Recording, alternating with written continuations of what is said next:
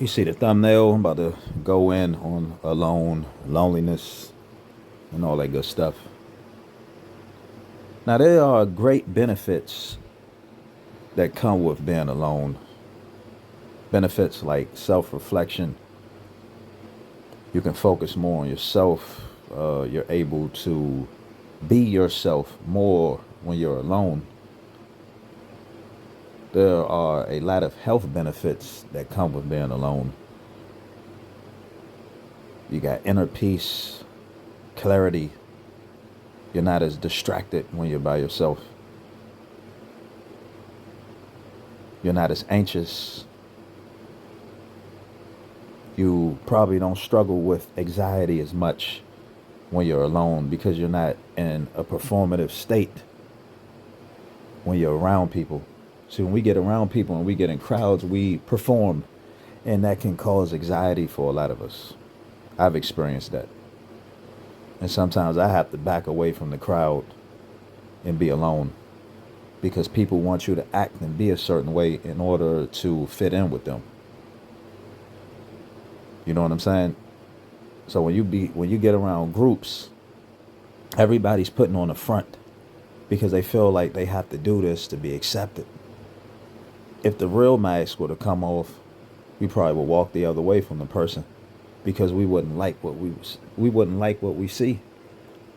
So this is why it's good to be by yourself sometimes, a lot of times, because you can be yourself. You can be your true, authentic self and let go of the front. But even being alone, we can still be putting up a front because we could still get to a place where we don't know who we truly are. See, some people, in my opinion, think that by being alone, they think that they're free. But you're not free unless you detach yourself from this false reality that we live in.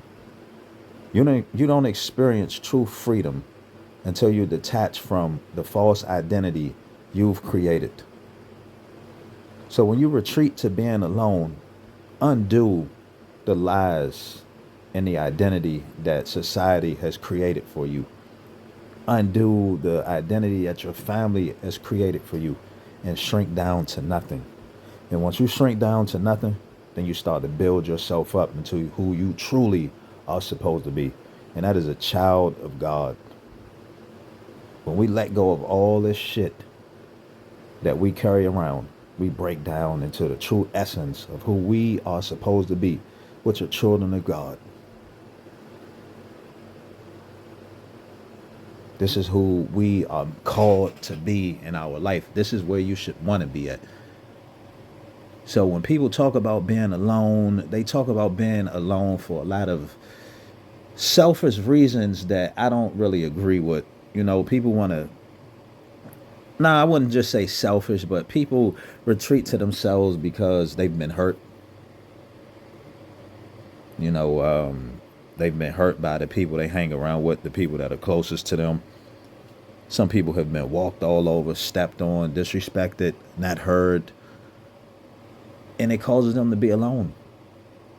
Some people are alone and alone with their pets. They don't want to be in relationships because they've been hurt by their significant other time and time again.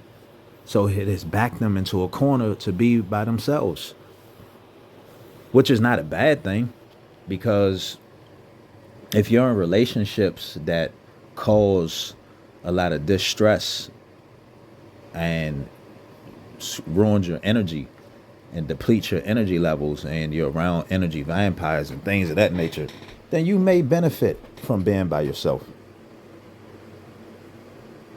A lot of us don't really know how to be in relationships with people. We've never been taught. We've seen it in movies. We've seen it through our families. We've seen it in romance novels, but we've never really learned how to truly be in a relationship with somebody. We've never truly learned how to be a true friend to a person.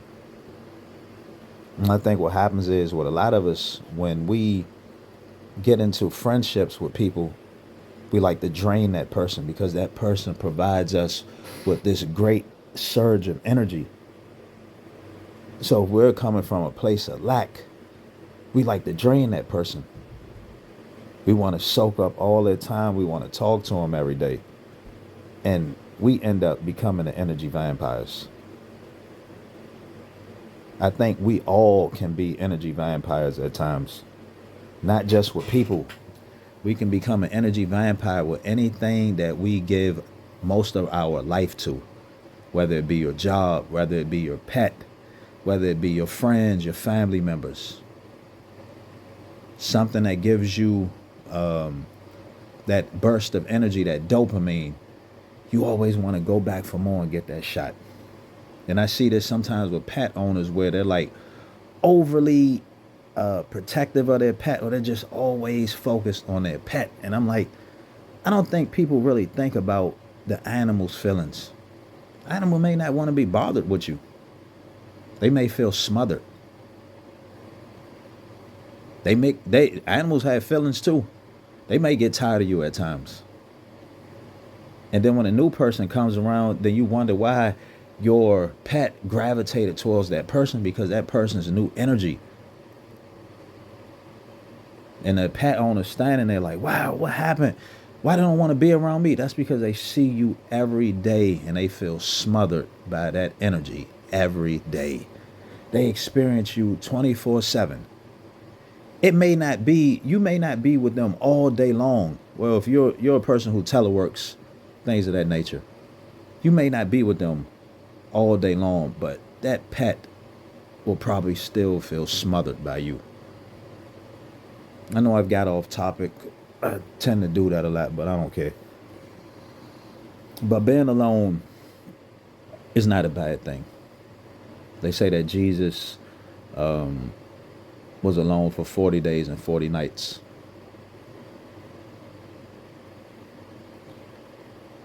My thing is, like I said, with every human being out here, there comes a time in our life where we need to be alone, where we need to undo all of the residue and bullshit that we've accumulated throughout our life. We need to retreat to ourself. We need to love thyself, learn more about self, and find out what we truly want for our lives. Find out how we would be more of an impact in people's lives. But we don't stay here. See, Christ didn't stay secluded for 40 days and 40 nights. Let me rephrase that. He didn't stay that way forever. He didn't retreat to himself and say, you know what, I'm never going back. I'm never going around people again. He didn't. But a lot of us get lost with this whole alone thing. We have a lot of content creators who's selling you, hey, be alone. It's all right to be by yourself. Yes, it is okay to be by yourself. But everything has to be met with balance. You don't retreat to yourself and just stay there forever. Now I'm going to break something down for y'all. There are times when I have been in solitary confinement in my life, where I have been locked down in a cell 23 hours a day and only 1 hour out on the floor for a shower and a walk around for rec time. Do you know what that feels like?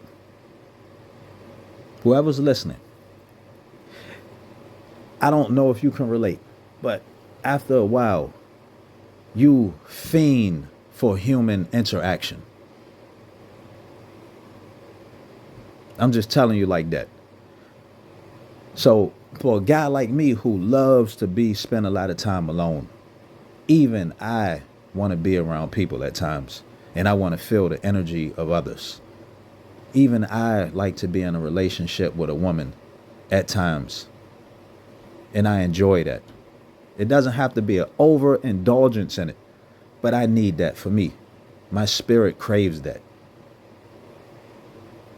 So it's very important to listen to what the spirit wants and not stay in these places because some YouTuber told you to.